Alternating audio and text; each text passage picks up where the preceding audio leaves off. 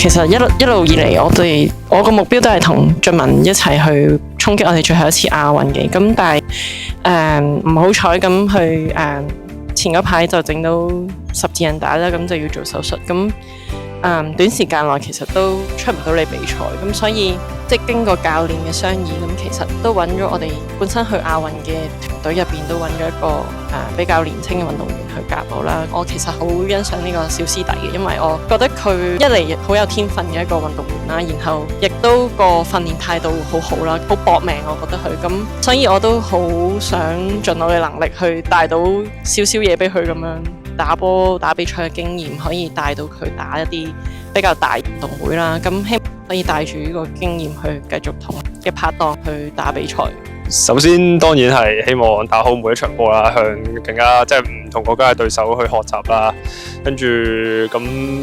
目標都希望一步一步前進，可以入到8強。呢次我哋都備戰咗一段時間，準備備戰呢個亞運。大致上大家嘅備戰狀態都幾好，一直以嚟啲隊員呢都好全心全意咁去保持同埋去專注呢個亞運會嘅備戰嘅。咁樣我哋教練團隊都睇到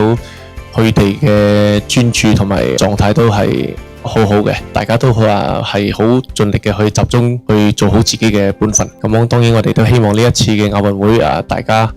會盡力去發揮好自己嘅呢一個狀態，盡量去爭取最佳嘅成績。我都相信我哋嘅運動員會盡量做到最好嘅。信心我哋都係有嘅，但係你話我哋係咪好肯定可以攞到獎牌，咁就即係我哋都講唔定啦。去到亞運嘅時候，其實都要睇我哋到時嘅抽籤係如何啦。咁同埋每一個對手其實大家都有一定嘅衝擊力，咁我哋都係希望做好大過程，做好每一步，然後獎牌呢啲嘢我哋就即係一步一步